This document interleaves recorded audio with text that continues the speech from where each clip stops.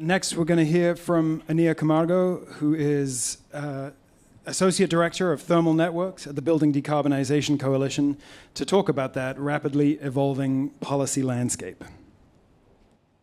And there's a little clicker. And there's a clicker up there, I think. All right.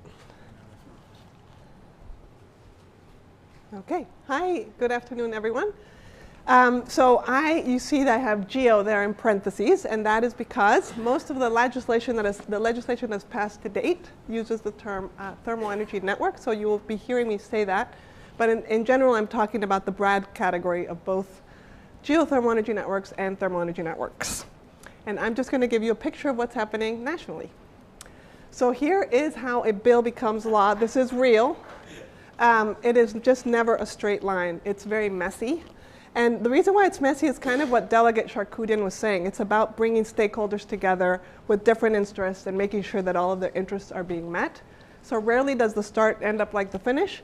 But the really good news with thermal networks is that states are learning from each other. So this is becoming a little less muddy, and legislation is moving really fast.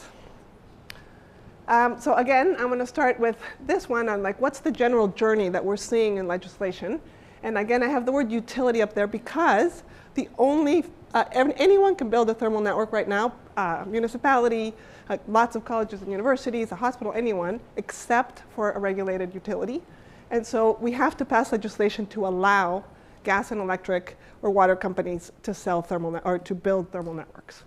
So the way it starts is exactly like Delegate Charkoudian said. It's in all the states that we're working or that are passing this legislation, it's really a group of advocates. In her case, she was the legislator who started, but then she worked with all the people. Here, as you heard this morning from Kelsey, it started with Mothers Out Front. And then the underpinning of this for the legislation that has passed so far is that all of the states, so 8 bills have passed, all of the states have significant climate commitments of at least reducing total emissions by 75% or more. And greening the grid, so RPS commitments. And 7 out of the 8 that have passed have future of gas proceedings, meaning the regulators have said, hey, gas companies, how are you going to meet these commitments? So this is what's happened to date. Not necessarily will happen in the future, but this is the kind of bills are very attached to our emissions. Once legislation passes, there's a whole process that kicks off with the regulators, which you will hear after me from Chair Van Nostrand.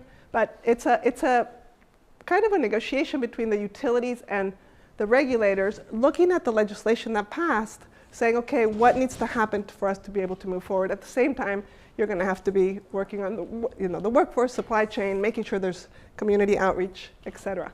And then you can get to construction.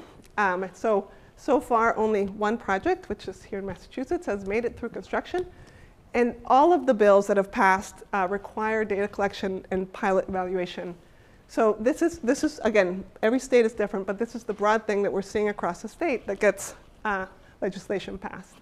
And here are the 8 bills, the 8 states that have passed. They're listed there on the right. You will notice 2021, Massachusetts passed the first bill that allowed network geothermal. And just this year, 2024, 4 bills passed, as well as several states did another round of passing legislation. And then you see there, dark blue, considering legislation. Actually, just this month, already 5 new states have filed legislation. So we are expecting this to continue to grow. You don't need to read this. It's just to give you a sense of what's in these bills. You see the states across the top, and you can sort of see what the provisions are. And the key thing about here is the states are learning from each other. And this is on our website, so you can check it out. All right, so now I'm going to combine it. What does this all mean? And it's really about how does the technology and the stuff on the ground relate to the legislation and the regulation. So here's a great diagram that HEET put together. It's a gas system, and you can see that very cute little section of green. That's the thermal network. And so this is the demonstration. All 8 bills either allow or mandate pilots, so everyone is starting with demonstration. So what's the kind of work that it comes with that? The bills include a whole series of things that are about these pilots, right? So the definitions, ownership is really interesting.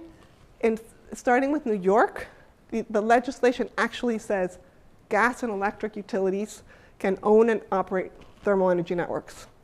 And then several of the states after that implemented the same thing. Massachusetts, we just passed legislation 2024 that allows the selling of thermal energy by the gas utilities. Some include environmental protections, labor standards. You just heard from Ryan. In New York, that group of advocates, one of the core members of that group of advocates were labor leaders. And so there are very strong labor standards in the New York bill that are about the geothermal workforce in general, but also about the existing gas workforce and how they're going to be transitioned as part of this. Consumer protections, I should say also environmental justice in there. That many of the bills, again starting with New York, require at least one pilot to be in an environmental justice community. And several of them say that the customer should not have to pay more than what they're currently paying on their bills. All of them include cost recovery, so the pilots can go through the rates, but the issue is what's included. And so the states vary in that. Here in Massachusetts, everything could go through the rates. In California, for example, all of the behind-the-meter costs, which are pretty significant, all the retrofits, cannot. And so they're struggling with how we're going to pay for that. And then pilot data collection and reporting, I guess I already said they're all doing this. Anyway, so this is sort of how this works. Next step up is development. And this is now where we're starting here in Massachusetts. It's like you grab what you learned from that first pilot, and now we're expanding, and how's that going to work? And so through that, some of these bills are starting to pass, and there's some conversations. Interim rate design, how are we going to design the rates to deal with this? Amending the obligation to serve, this is a huge one. Many states file legislation to try to change this, and a full, I'm going to explain what that is, which is if any one of those little greenhouses says, no, I want to stay on gas, it means that the gas system has to stay. You can't pull it back. And so amending it so that the gas utilities can expand their service to not just be about gas, but also to sell thermal energy, allows them to then say, okay, we're going to provide you heating and cooling, but it's not going to be with gas. And so far, 2 states have touched that. Washington State, 4 thermal energy networks are allowed to meet the obligation to serve with thermal. And California has a really interesting one where they said 60%, if 60% of a street or the segment that they're taking the gas pipe out of says that they want a thermal network, then they're allowed to meet the obligation to serve that way. So then joint electric planning. This is our commissioner, Chair Van Nostrand will talk about this. But basically, one of the biggest benefits of putting in these thermal networks is the impact on the electric grid. And so being able to have that joint planning and prioritizing of where these things should be built is really important. And so we're starting to see that already, and not only in Massachusetts, but elsewhere. And thinking of, okay, if you're going to replace a pipe, that's an obvious place. If you're going to build a substation, an electric substation, because you're running out of capacity, maybe that's a great place. So that's starting. And then, of course, the full system transition, which is what we all want, is going to require a lot more. And this really hasn't started. I mean, we filed some of this cycle for 2 years from now here in Massachusetts.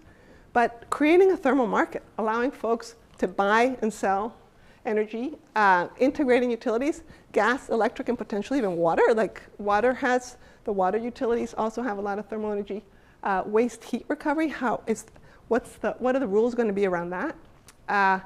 Tactical transition plans for whole cities and regions. And so this idea that you can map out, you know how old your pipe is, you know what's going to have to be taken down, what's going to make the most sense for everything, and how can we transition the whole system, thinking 10 years ahead and not just 5 or 2.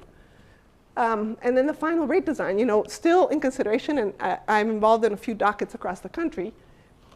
In some places, the combination of the of the thermal and geo rate makes a lot of sense, right? It's being covered by all the customers. Some folks are fighting that and saying, no, it should be by itself.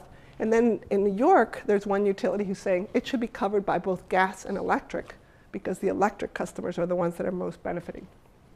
I talked about allowable cost recovery. And then big is the avoided cost integration into the thermal networks, because what is happening is that that benefit on the electric grid means that we're not going to have to build out the electric grid but the costs are on the network geothermal installer. Like, so the benefits and the costs are not aligned, and so we have to figure out how to do that. So that's sort of how the policy and this thing is, we're hoping it's going to roll out. And I just want to say, remember, only 8 states have passed legislation, but this map looks a lot better than that, which is utilities across the country are really interested in doing this. Regardless of whether legislation has passed or not, this is a map of the Utility Net Geo Collaborative, and both blues are actually members of that collaborative. And they are basically exploring what this looks like for them. And the maps, the light blue is states where at least one utility has filed a pilot. So far there's been 22 pilots filed with the Regulatory Commission. And then I just also want to end with this map, which I hope you'll all check out, because you can click on what type of owners, what the status is, and the type of thermal networks, and just see that actually we have a lot of projects in this country and that there's huge opportunity for learning across projects. And that is everything.